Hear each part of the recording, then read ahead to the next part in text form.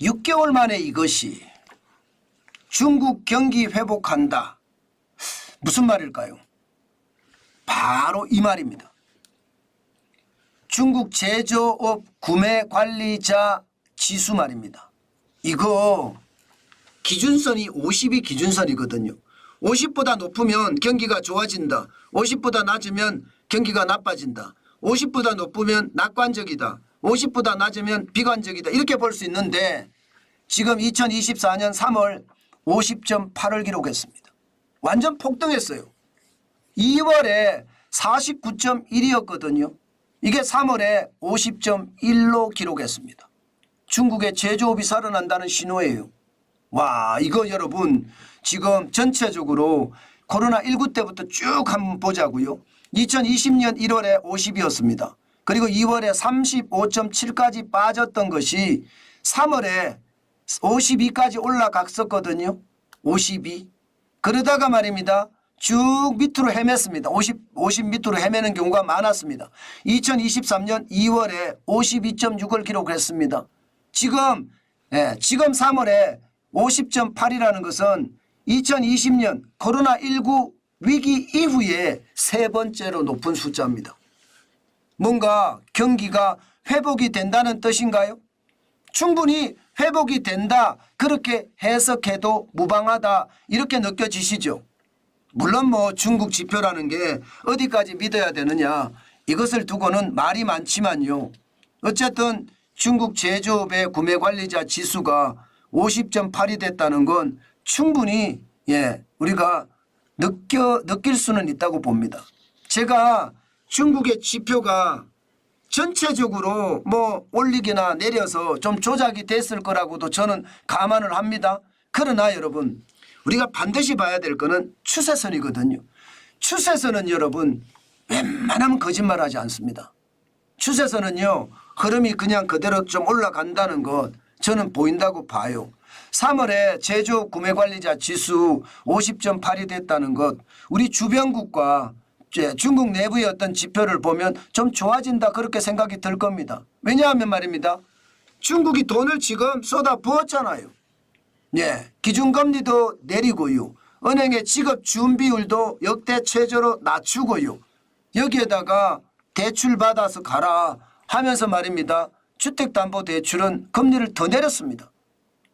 그러면 여러분 이게 돈을 쏟아 붓고 있다는데 그러면 돈을 쏟아 부으면 뭔가 소비가 좋아질 수 있는 그런 분위기 느껴지실 거 아니에요?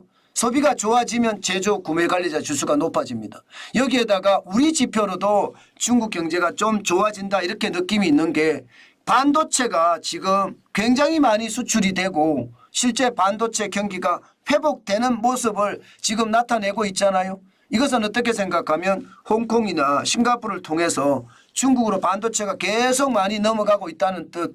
그렇게 따지면 제조 구매관리자 지수가 뭐 50.8은 아닐지 모르지만 그래도 우상향하고 있다는 것은 확실하게 볼 수 있다. 이렇게 생각해도 저는 틀리지 않다고 봅니다. 게다가 말입니다. 산업생산 증가압률을 보면 1월에서 2월 사이에 7%까지 올랐었잖아요. 작년 12월에 6.8%까지 떨어졌었던 것이 7%까지 올라갔습니다. 게다가 전체적으로 산업생산을 보면 7%라는 숫자 결코 낮은 숫자가 아닙니다. 2022년 2월에 7.5% 이후로 최고치입니다. 그러니까 산업생산이 좋아진다는 이야기죠. 제조 구매관리자 지수가 높아진다는 것은 산업생산이 높아진다는 뜻과 똑같습니다. 그게 일맥상통하다는 뜻입니다. 그렇지만 아직까지 중국의 지표들은 보면요. 한두 개는 이렇게 좋아지는 지표가 나올지 모르지만 아직까지 중국의 경제가 본격 회복된다 이렇게 얘기하기는 쉽지 않습니다. 왜냐하면요. 소매 판매 증감률이 떨어지고 있습니다. 작년 11월에 10.1%였던 증감률이 증가율이 12월에는 7.4% 올 2월에는 5.5%까지 떨어졌어요. 게다가 이게 여러분 2월에는 중국의 최대 명절이라고 하는 춘제가 있잖아요. 춘제가 있는데도 불구하고 5.5% 소매 판매가 떨어졌다는 건 여전히 말입니다. 내수의 회복이 쉽지 않다 이렇게 느껴지는 겁니다. 춘제가 있는데도 이렇게 떨어졌다는 것은 다시 한번 우리가 생각해 봐야 되는 지표 중에 하나고요. 여기에 부동산 개발 투자액 증감률도 2월 달까지 보면 마이너스 9%입니다. 작년 12월에 마이너스 9.6%보다 나아졌지만 여전히 부동산 개발 투자액은 적은 상태 9%다. 이것을 우리가 반드시 생각을 해야 되는 부분이고요. 다시 말해서 중국 경제가 꼬꾸라지기 시작한 원초적인 이유는 부동산 개발이거든요. 근데 부동산 개발이 여전히 회복을 못한다는 것은 경제가 회복되기가 쉽지 않다는 이야기다. 그 말을 제가 다시 한번 드리는 거고요. 여기에다가 최악 청년 실업률이 지금 작년 6월에 21.3%까지 떨어졌다가 7월부터 발표를 중단했습니다. 그러다가 지금 학생이나 취업준비생을 제외한 실업률을 12월부터 발표했는데 이게 14.9%까지 떨어졌었거든요. 그런데 이게 다시 올라갑니다. 14.9%까지 떨어졌다가 1월에 14.6%까지 떨어졌습니다. 그런데 2월에는 15.3%로 올라간다는 것. 이것은 어떻게 생각하면 여전히 중국 경제는 어렵다. 뭔가 회복의 조짐은 있다. 그러나 내수가 본격적으로 회복되기는 쉽지 않다. 그렇게 정리하면 될 것 같습니다. 여기에다가 가장 중요한 것은요.